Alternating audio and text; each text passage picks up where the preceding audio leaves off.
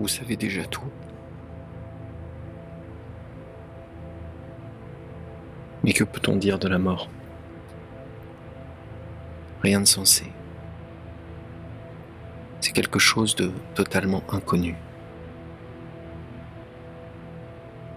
Aujourd'hui encore, j'aime bien les films soviétiques. Ils ont quelque chose qu'on ne trouve pas dans les films d'aujourd'hui. Et ce quelque chose aussi, je l'aime bien depuis que je suis tout petit. Et je ne peux pas définir ce que c'est. J'ai été passionné par l'histoire et je lisais beaucoup. Tout le monde lisait beaucoup à l'époque.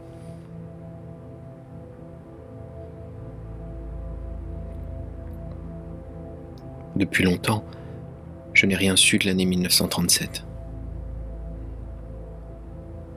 Un jour, j'ai demandé à ma mère où était mort mon grand-père. Elle s'est évanouie. Et mon père m'a dit « Ne lui pose plus jamais cette question ». J'étais un petit octobriste, un pionnier. Peu importe si je croyais ou non à tout ça. Peut-être que j'y croyais. Il est plus probable que je n'y avais jamais réfléchi.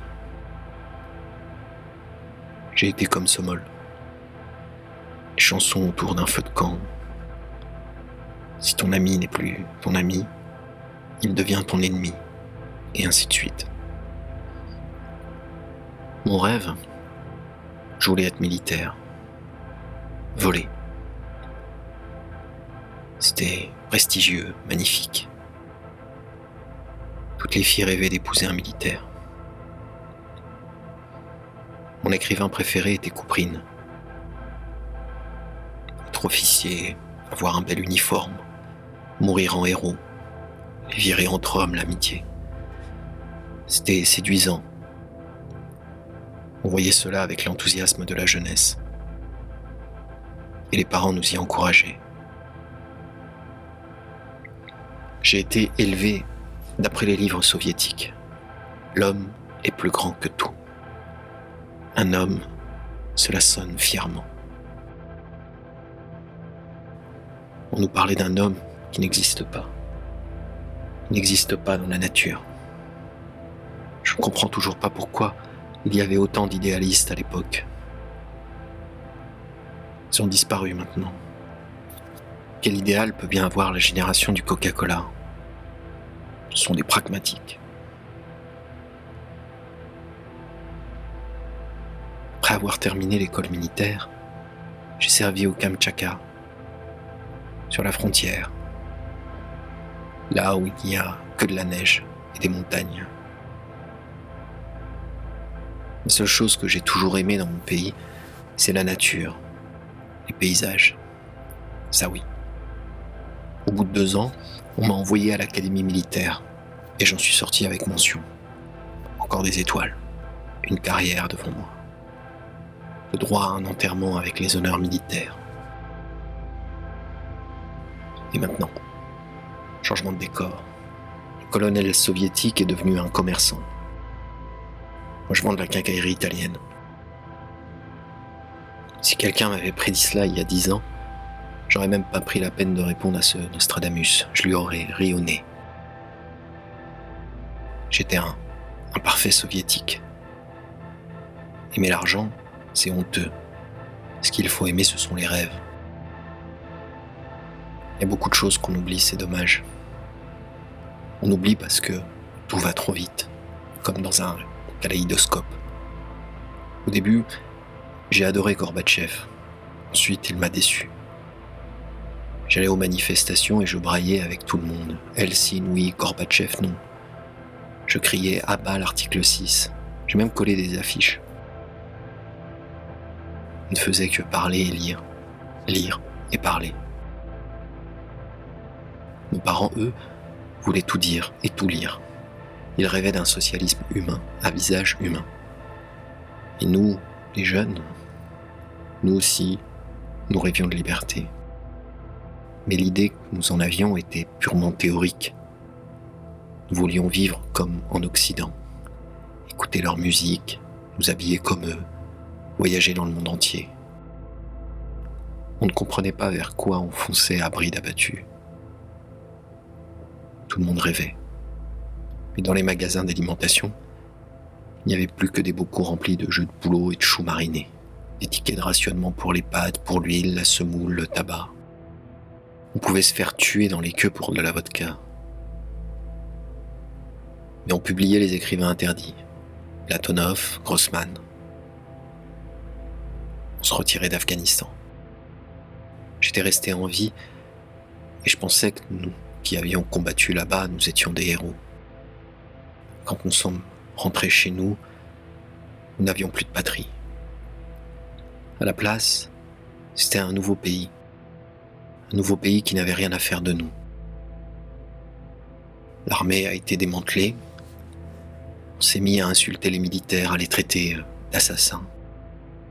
Nous n'étions plus des défenseurs, nous étions devenus des assassins.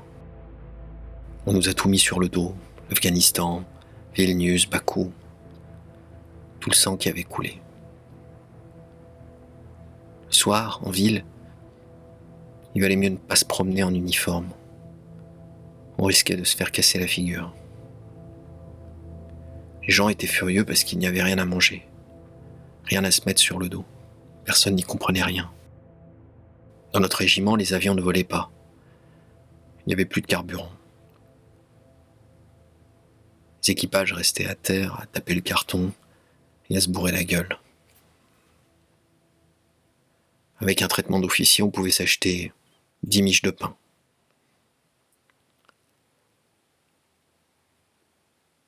Un de mes amis s'est tiré une balle. Puis un autre.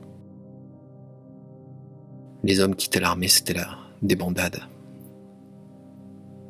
Ils avaient tous une famille à nourrir.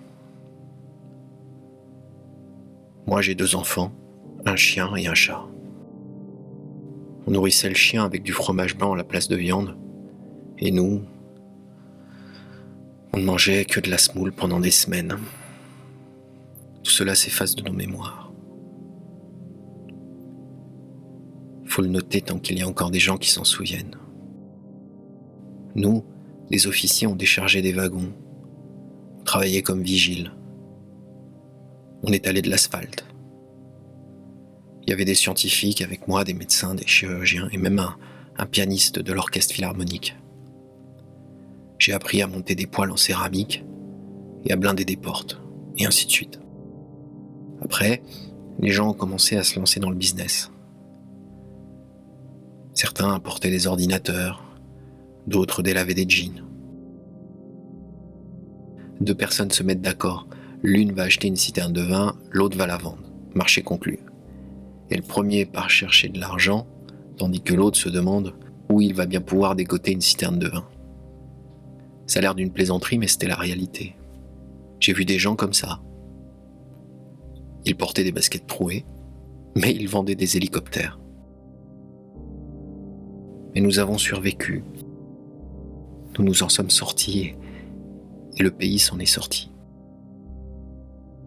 Que savons-nous de l'âme? Juste qu'elle existe. Pour moi et pour mes amis, ça va plutôt bien. L'un a une entreprise de construction, un autre un magasin d'alimentation, il vend du fromage, de la viande, du saucisson. Un troisième vend des meubles. Certains ont un capital à l'étranger, d'autres une maison à Chypre. L'un est un ancien scientifique, l'autre un ingénieur. Ce sont des gens intelligents, cultivés. Dans les journaux, on raconte que les nouveaux Russes portent des chaînes en or de 10 kilos et qui roulent dans des voitures avec des pare-chocs en or massif et des roues en argent. C'est du folklore, tout ça. Les gens qui réussissent dans les affaires sont tout ce qu'on veut, sauf des imbéciles. Nous nous réunissons de temps en temps. On apporte du très bon cognac, mais on boit de la vodka. Petit matin, on est complètement ivre. On s'embrasse et on chante à tue-tête des chansons comme Sommel. Parlons du temps où nous étions étudiants, où nous allions récolter des pommes de terre, ou bien des épisodes cocasses de notre vie à l'armée. Bref, nous évoquons l'époque soviétique, vous comprenez. Et les conversations se terminent toujours par « Aujourd'hui c'est la chienlit, il nous faudrait un Staline ».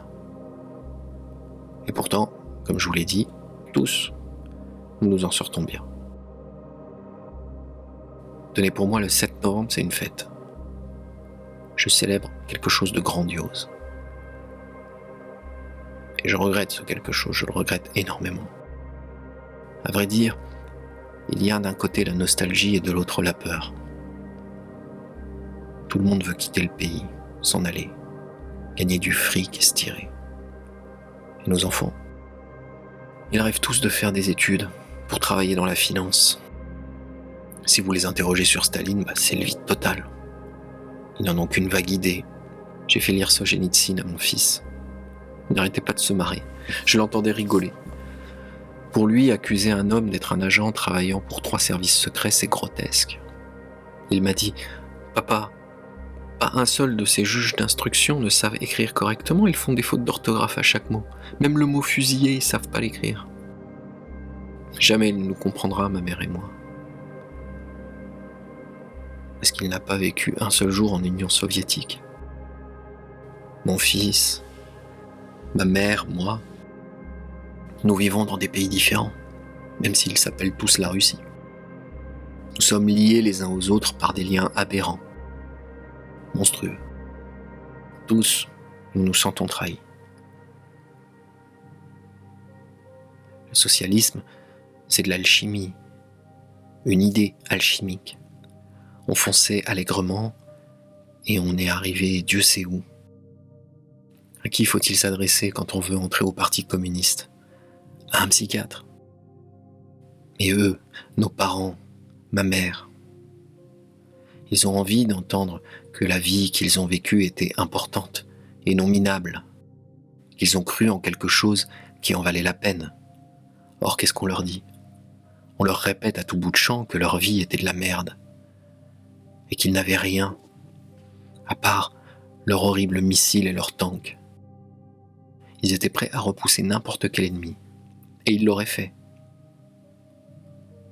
Mais tout s'est écroulé sans qu'il y ait eu de guerre, et personne ne peut comprendre pourquoi.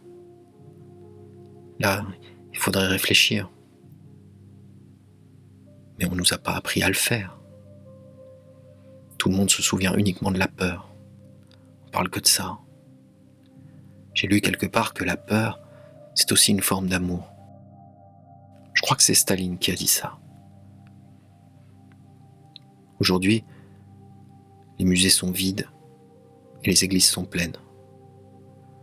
Parce que nous avons tous besoin de psychothérapeutes, de séances de psychothérapie. Vous croyez que Tchoumak et Kapirovski soignent les corps ? Ce sont les âmes qu'ils soignent. Des centaines de milliers de gens sont devant leur téléviseur à les écouter comme hypnotisés. C'est une drogue. Il y a un terrible sentiment de solitude, d'abandon. Chez tout le monde, depuis le chauffeur de taxi et l'employé de bureau jusqu'à l'artiste du peuple et l'académicien.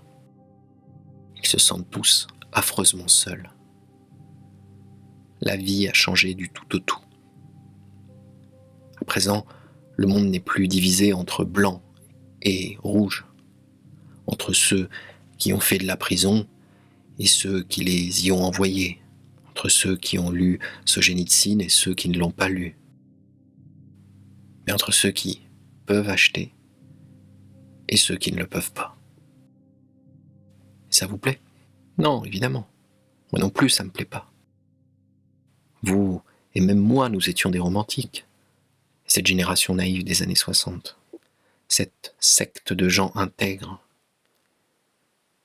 Ils croyaient qu'une fois le communisme disparu, les Russes allaient aussitôt faire l'apprentissage de la liberté. Mais la première chose qu'ils ont voulu apprendre, c'est à vivre. À vivre.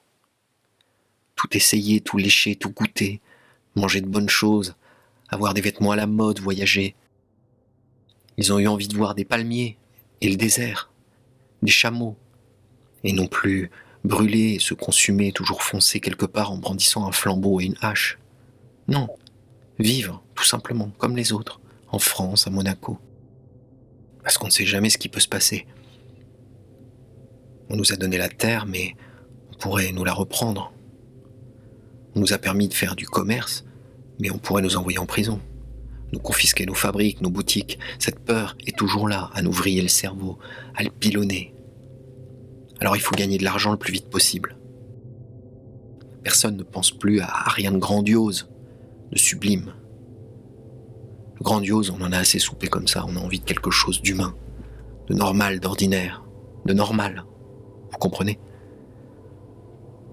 Le grandiose, on peut y penser à l'occasion comme ça, quand on a un peu bu. On a été les premiers à voler dans l'espace. On fabriquait les meilleurs tanks du monde. Mais on n'avait pas de lessive ni de papier toilette. Et ces satanés cabinets qui fuyaient sans arrêt. On lavait les sacs en plastique et on les faisait sécher sur le balcon. Posséder un lecteur vidéo, c'était comme avoir un hélicoptère privé. Un garçon en jean ne suscitait pas l'envie, juste de la curiosité. Il était décoratif, exotique. C'était ça le prix à payer pour nos missiles et nos vaisseaux spatiaux. Pour une grande histoire. Je vous saoule avec tout ça. Tout le monde a envie de parler en ce moment, mais personne n'écoute personne. Mais avec qui on peut parler aujourd'hui ? Avec qui ? Et un être humain ne peut pas vivre dans un désert. J'ai toujours aimé mon père. Il a 15 ans de plus que ma mère. Il a fait la guerre. Mais la guerre ne l'a pas broyé comme les autres. Il n'y est pas resté attaché comme à l'événement le plus important de son existence. Il continue encore à chasser, à pêcher. C'est un bon danseur. Il a été marié 2 fois. Et 2 fois avec de jolies femmes. Il n'a jamais eu cette morgue animale et belliqueuse des hommes qui ont fait la guerre. Il raconte sur la guerre des choses anodines, des bêtises. Le jour de la victoire, il est allé dans un village avec un ami pour chercher des filles et ils ont capturé 2 Allemands qui s'étaient cachés dans une fosse d'aisance. Ils étaient plongés dedans jusqu'au cou. Ils n'allaient quand même pas les tuer. La guerre était finie. Il y avait eu assez de morts comme ça. Mon père a eu de la chance, il aurait pu être tué à la guerre, mais il ne l'a pas été. Il aurait pu être arrêté avant la guerre, mais il ne l'a pas été. Pour son frère aîné, oncle Vania, les choses se sont passées autrement. Quand Yejef était à la tête du NKVD, dans les années 1930, il a été envoyé dans des mines près de Vorkuta.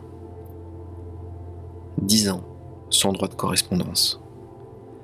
Sa femme était persécutée par ses collègues, et elle s'est jetée du 4e étage. Leur fils a grandi chez sa grand-mère. Mais oncle Vania est revenu, sans dents, avec une main desséchée et un foie hypertrophié. Il a recommencé à travailler dans son usine, au même poste. Il était dans la même pièce, au même bureau. Et celui qui l'avait dénoncé était assis en face de lui. Tout le monde le savait. Et oncle Vania le savait aussi. Ils allaient aux réunions et aux manifestations comme avant. Ils lisaient la Pravda, ils approuvaient la politique du parti et du gouvernement. Les jours de fête, ils buvaient de la vodka, assis à la même table, et ainsi de suite. C'était notre vie. Elle était comme ça. Nous sommes comme ça. Vous imaginez un bourreau et une victime d'Auschwitz travaillant dans le même bureau et recevant leur salaire au même guichet, portant les mêmes décorations après la guerre et touchant aujourd'hui la même retraite. Je m'entends assez bien avec le fils de Vania. Il ne lit pas ce Solzhenitsyn. Et il n'y a pas un seul livre sur les camps chez lui. Il avait attendu son père, mais c'est quelqu'un d'autre qui est revenu, un débris humain, tout fripé et distordu. Il s'est éteint très vite. Tu ne sais pas à quel point on peut avoir peur, disait-il à son fils. Tu ne le sais pas. Il avait vu de ses yeux un juge d'instruction, un grand gaillard costaud, plonger la tête d'un homme dans un seau d'excréments et appuyer dessus jusqu'à ce qu'il suffoque. Oncle Vania, lui, on l'avait suspendu au plafond tout nu. Et on lui avait versé de l'ammoniac dans le nez, dans la bouche, dans tous les orifices du corps. Le juge d'instruction lui avait uriné dans l'oreille en hurlant « Allez, donne-moi les noms de ces petits malins !» Et oncle Vania les avait donnés. Il avait signé tout ce qu'on voulait. S'il ne l'avait pas fait, lui aussi, on l'aurait plongé la tête dans ses excréments. Plus tard, dans les baraques des camps, il avait rencontré quelques-uns de ceux dont il avait donné le nom. Il se demandait qui les avait dénoncés. Je ne peux pas juger. Et vous non plus, vous ne pouvez pas. Oncle Vania a été ramené dans sa cellule sur une civière, baignant dans son urine et dans son sang, dans ses excréments. Je ne sais pas où se termine l'être humain. Vous le savez, vous ?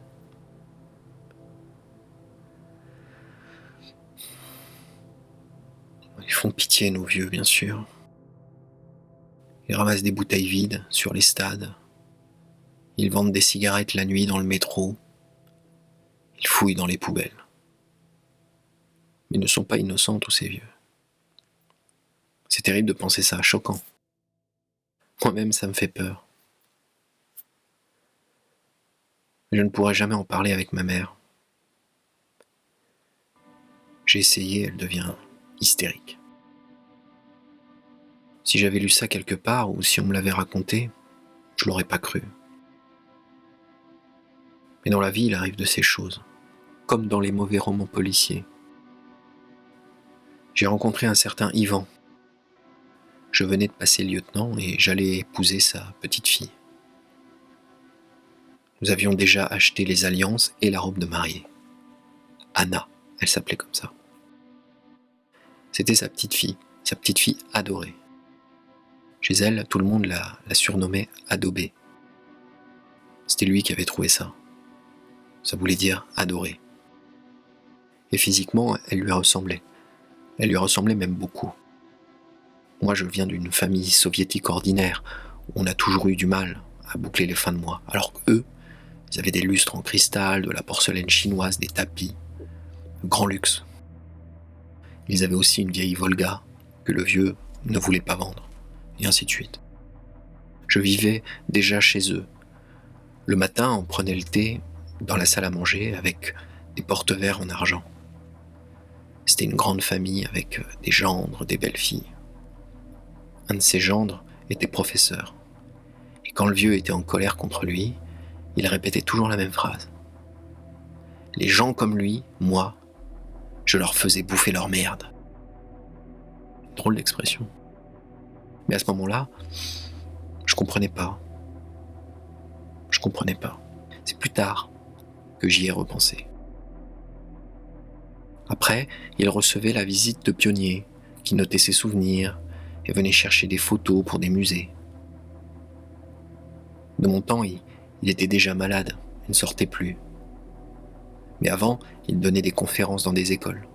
Il nouait des foulards rouges autour du cou des meilleurs élèves.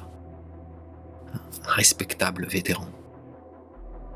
À chaque fête, il y avait une grande carte de vœux dans sa boîte aux lettres. Et tous les mois, il recevait un colis spécial de nourriture. Une fois, je suis allé le chercher avec lui, ce colis. Dans un sous-sol, on nous a remis du cervelas, un bocal de concombres et de tomates marinées bulgares, des conserves de poissons importées, du jambon de Hongrie en boîte, des petits pois, du foie de morue. En ce temps-là, c'était des produits déficitaires, des privilèges. Moi, il m'avait tout de suite adopté. J'aime bien les militaires et je n'ai aucune estime pour les Pékins, disait-il. Il m'avait montré son précieux fusil de chasse et m'avait promis de me le léguer. Tous les murs de son immense appartement étaient couverts de bois de renne. Il y avait des animaux empaillés sur les étagères, des trophées de chasse. C'était un passionné de chasse. Il avait été à la tête de l'association de chasse et de pêche de la ville pendant 10 ans. Quoi d'autre encore ? Il parlait beaucoup de la guerre. Tirer sur une cible au loin pendant une bataille, c'est une chose, tout le monde peut le faire. Et fusiller quelqu'un, quand la personne est là, à 3 mètres de toi. Il sortait tout le temps des phrases comme ça. On s'ennuyait pas avec lui. Il me plaisait bien ce vieux. J'étais venu en vacances, la date du mariage approchait. C'était en plein été. Et nous étions tous installés dans sa grande datcha. Une de ces vieilles datchas. Pas les 300 mètres carrés de terrain réglementaire. Hein. Je ne me souviens plus exactement combien cela faisait, mais il y avait même un petit bois, de vieux pins. Le genre de datcha qu'on attribuait à des hauts fonctionnaires pour services particuliers, à des académiciens, à des écrivains. Quand je me réveillais, il était déjà dans son potager. Le soir, il restait souvent assis, tout seul sur la terrasse à fumer. On ne m'avait pas caché qu'il était sorti de l'hôpital pour mourir. Il avait un cancer des poumons inopérable. Il n'avait pas arrêté de fumer. Il était revenu de l'hôpital avec une Bible. Il disait, moi qui ai été matérialiste toute ma vie, voilà que je me tourne vers Dieu avant de mourir. Cette Bible lui avait été donnée par des religieuses qui s'occupaient des grands malades à l'hôpital. Il la déchiffrait avec une loupe. Le matin, il lisait les journaux et, après sa sieste, des mémoires de guerre. Il aimait bien raconter comment il avait vu en chair et en os Gorky et Mayakovsky, les héros de Tchilouskine. Il répétait souvent « Ce que le peuple veut, c'est aimer Staline et fêter le 9 mai ». Alors je discutais avec lui.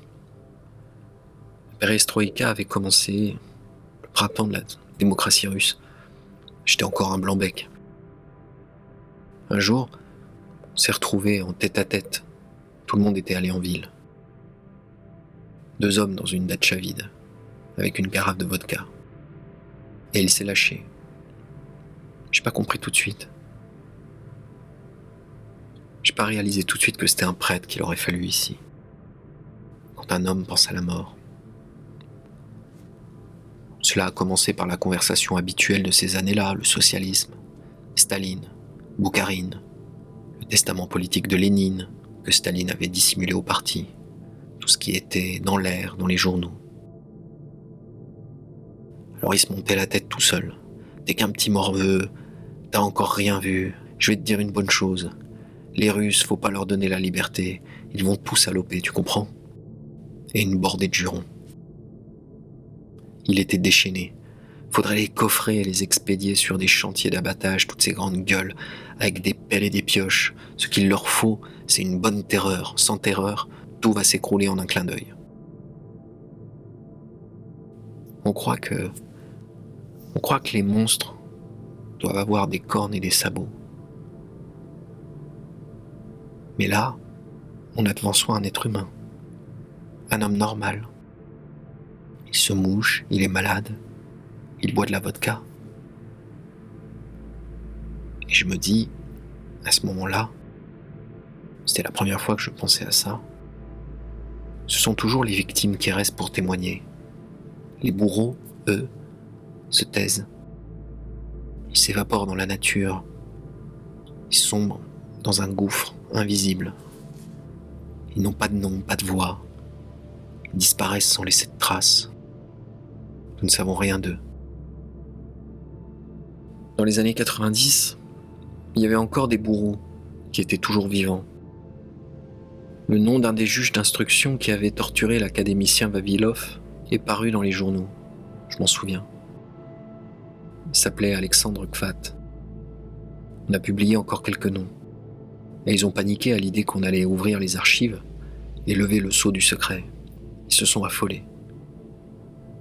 Personne n'a fait des recherches ni établi de statistiques.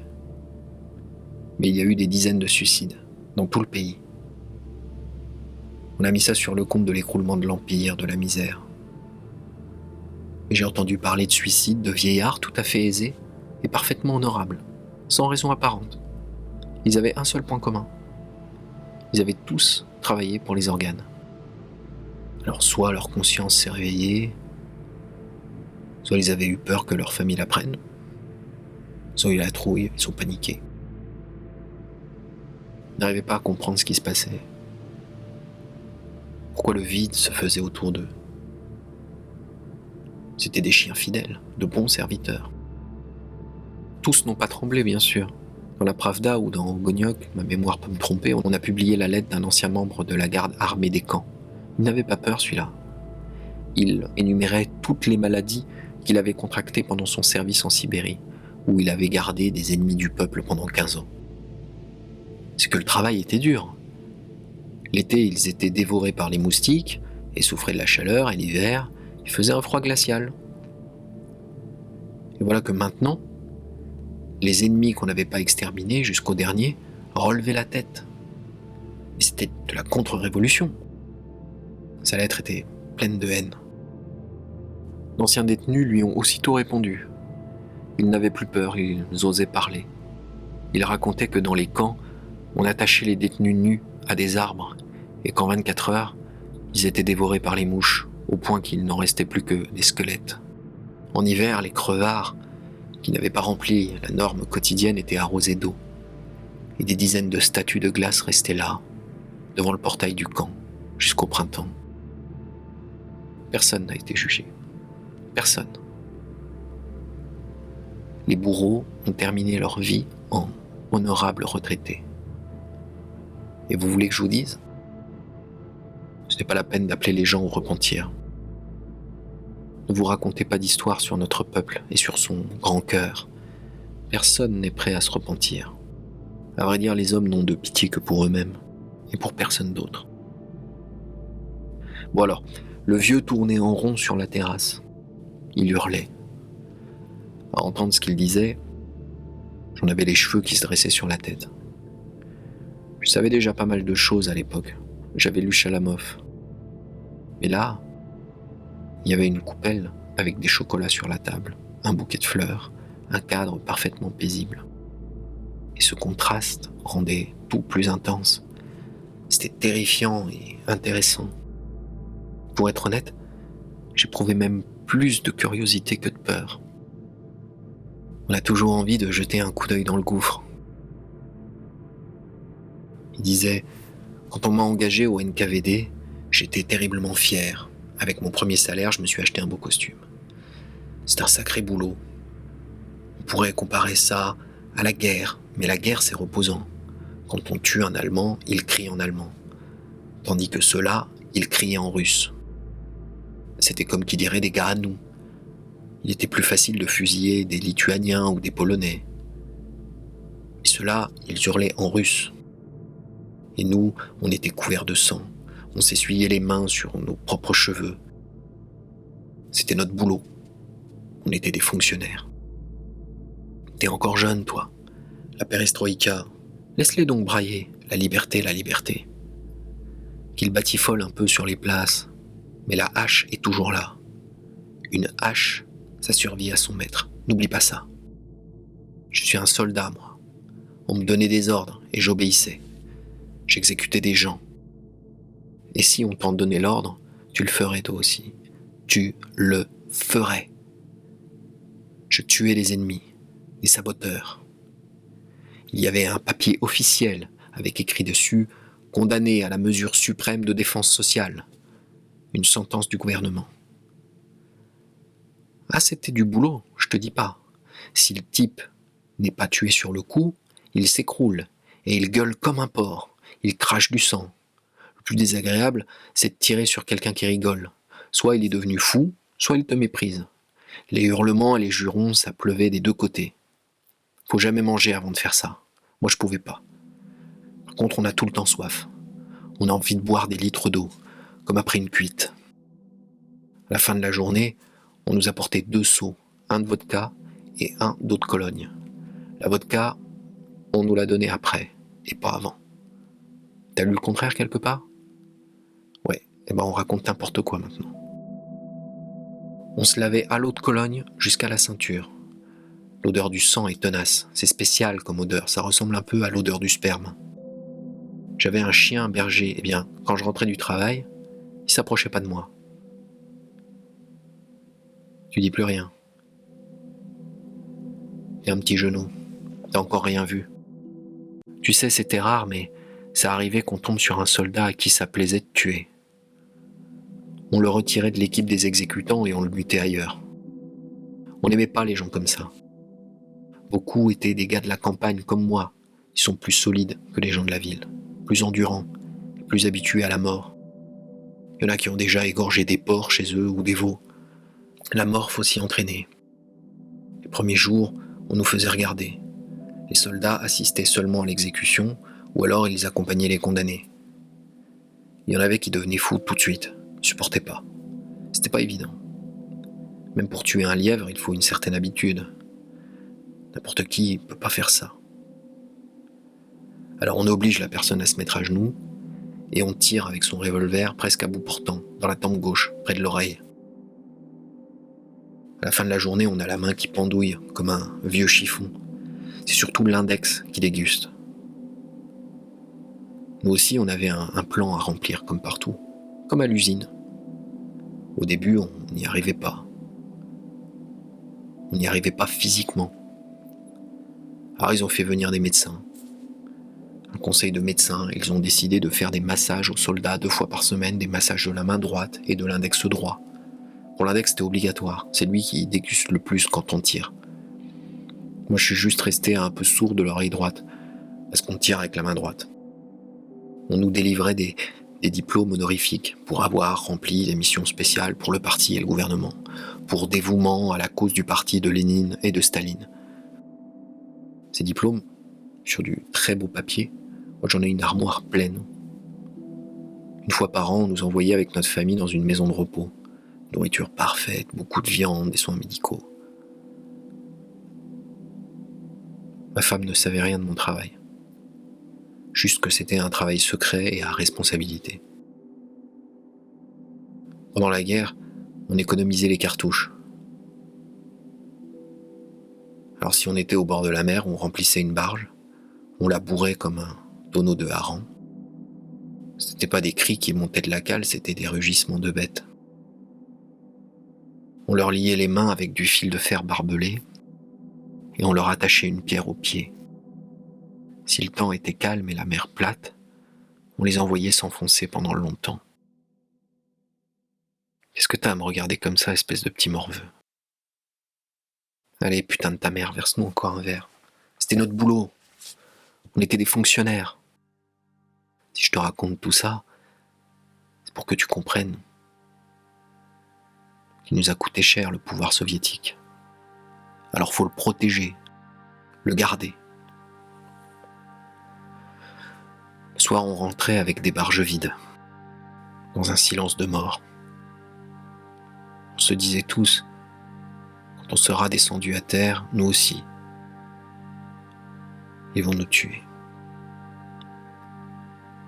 Pendant des années, j'ai gardé sous mon lit une petite valise en bois toute prête, avec du linge de rechange, une brosse à dents, un rasoir et un pistolet sous mon oreiller.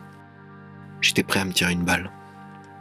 On vivait tous comme ça à l'époque, les soldats comme les maréchaux. Pour ça, on était tous égaux. Quand la guerre a éclaté, j'ai tout de suite demandé à aller sur le front. C'était pas si terrible de mourir au combat. On sait qu'on meurt pour la patrie. Les choses sont simples et claires. J'ai libéré la Pologne, la Tchécoslovaquie. J'ai fini la guerre à Berlin. J'ai 2 décorations et des médailles. Après ça, j'ai été arrêté. Ils avaient des listes toutes prêtes. Il y a que 2 façons de mourir pour un tchéquiste. De la main de l'ennemi ou de la main du NKVD. J'en ai pris pour 7 ans et je les ai purgés jusqu'au bout. Et bien aujourd'hui encore, je me réveille à 6h du matin comme au camp.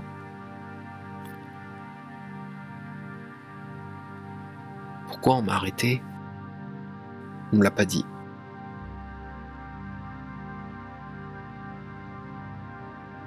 Peut-être qu'il mentait. Non, il ne mentait pas, je crois pas. Le lendemain matin, j'ai inventé un prétexte quelconque et je suis parti. J'ai pris mes jambes à mon cou. Et le mariage ne s'est pas fait.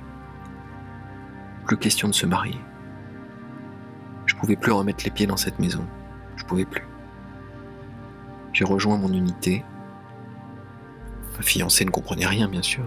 Elle m'écrivait des lettres, elle était malheureuse, et moi... C'était une autre histoire. Tout de même, un assassin. C'est intéressant, on a beau dire. Ça peut pas être un homme ordinaire. C'est fascinant, intriguant. Le mal, ça hypnotise. Il y a des centaines de livres sur Hitler et sur Staline. Sur leur enfance, leur vie de famille, leurs femmes, leur vin et leurs cigarettes préférées. Le moindre détail nous intéresse. On a envie de comprendre qui ils sont. Eux aussi, ils ont fait des choses horribles. Et seuls quelques-uns sont devenus fous. Tous les autres avaient une vie normale. Ils embrassaient des femmes, ils jouaient aux échecs. Ils achetaient des jouets à leurs enfants. Et chacun d'eux se disait « Ce n'est pas moi. Ce n'est pas moi qui ai suspendu des hommes au plafond, qui ai fait gicler leur cervelle. Ce n'est pas moi qui ai planté des crayons bien taillés dans des mamelons de femmes. Ce n'est pas moi, c'est le système. Même Staline l'a dit. Ce n'est pas moi qui décide, c'est le parti. » Il disait à son fils « Tu crois que Staline c'est moi ? Non, Staline c'est lui. » Et il montrait son portrait au mur. Pas lui, son portrait. La machine de mort a fonctionné à plein régime pendant des dizaines d'années. C'était une logique géniale. Des victimes, des bourreaux, et à la fin, les bourreaux deviennent aussi des victimes. On ne dirait pas que ça a été inventé par des hommes. Une perfection pareille. Ça n'existe que dans la nature. Il n'y a pas de coupable, non. Tous veulent qu'on les plaigne. Ce sont tous des victimes, au bout du compte. Tous. À l'époque, j'étais jeune, j'ai eu peur et je suis resté muet. Mais aujourd'hui, je lui poserai des questions. J'ai besoin de savoir pourquoi. Avec tout ce que je sais sur les gens, j'ai peur de moi-même. Je me fais peur à moi-même. Je suis quelqu'un d'ordinaire, de faible. Je suis à la fois noir et blanc et jaune et de toutes les couleurs. Dans les écoles soviétiques, on nous enseignait que l'homme est foncièrement bon, qu'il est magnifique. Aujourd'hui encore, ma mère croit que ce sont des circonstances horribles qui nous rendent horribles. Et que l'homme est bon. Or, c'est pas vrai.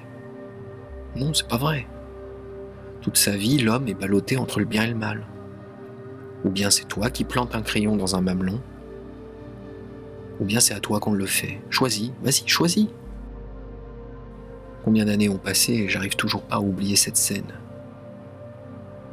Il hurlait « Je regarde la télévision, il y a de nouveau des riches et des pauvres. Les uns bouffent du caviar, ils s'achètent des îles et des avions et les autres n'ont pas de quoi se payer du pain blanc. Mais ça ne va pas durer longtemps. On y reviendra à Staline. La hache est toujours là. Elle attend son heure. N'oublie pas ça. Tu m'as demandé combien de temps un homme reste un homme.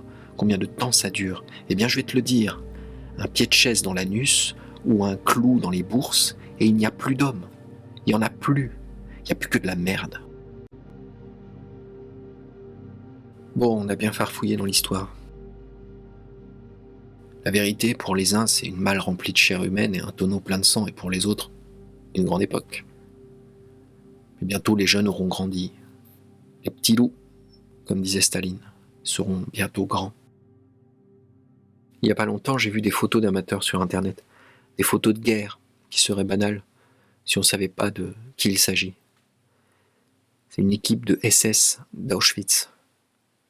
Des officiers de simples soldats. Il y a beaucoup de jeunes filles. Ils ont été photographiés à des soirées, pendant des promenades. Ils sont tous jeunes et gais. Et les photos de nos tchéquistes dans les musées. Regardez-les un jour attentivement.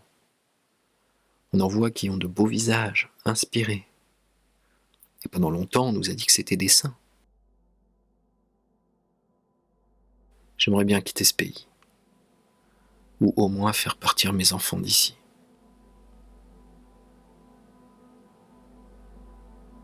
On s'en ira. La hache du maître attend son heure. Je n'ai pas oublié.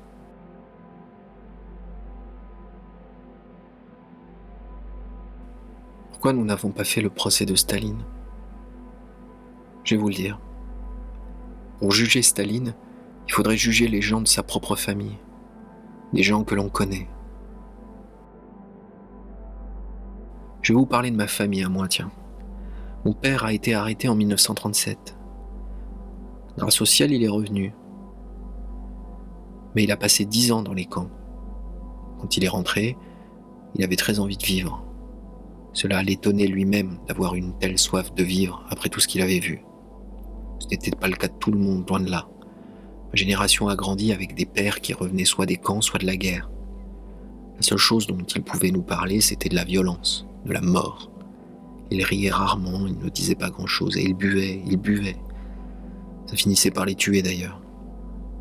Deuxième variante, ceux qui n'avaient pas été arrêtés avaient tout le temps peur de l'être. Et pas pendant 1 mois ou 2, non, ça durait des années. Des années. Et s'ils n'avaient pas été arrêtés, alors ils se posaient des questions. Pourquoi arrête-t-on tout le monde et pas moi? Qu'est-ce qui cloche chez moi? On pouvait vous arrêter, mais on pouvait aussi vous envoyer travailler au NKVD. Le parti demande, le parti ordonne. Alors le choix n'est pas agréable, mais beaucoup de gens ont été obligés de le faire. Maintenant, si on parle un peu des bourreaux ordinaires, pas ceux qui étaient terribles. Mon père a été dénoncé par un voisin, Youra, pour une bêtise, comme disait maman. J'avais 7 ans. Youra m'emmenait à la pêche avec ses enfants, ou bien faire du cheval. Il réparait notre palissade. Vous comprenez? Ça donne une image du bourreau tout à fait différente. Quelqu'un d'ordinaire, et même de gentil, quelqu'un de normal. Papa a été arrêté, et quelques mois plus tard, son frère également. Sous Helsinki, on m'a montré son dossier. Il y avait plusieurs dénonciations, dont une écrite par Olia, une nièce de Youra. Une jolie femme, gaie. Elle chantait bien. Elle était déjà vieille quand je lui ai demandé « Olia, parle-moi de l'année 1937 ». Elle m'a répondu « Ça a été l'année la plus heureuse de ma vie. J'étais amoureuse. » Le frère de papa n'est jamais revenu. Il a disparu. En prison ou dans un camp, on ne sait pas. J'ai eu du mal à le faire, mais j'ai quand même posé la question qui me tourmentait. Pourquoi t'as fait ça, Olia? Tu as déjà vu quelqu'un de bien à l'époque de Staline? Il y avait aussi l'oncle Pavel qui avait servi en Serbie dans les troupes du NKVD. Vous comprenez? Le mal, chimiquement pur, n'existe pas. Ce n'est pas seulement Staline et Beria. C'est aussi Youra et cette jolie Olia.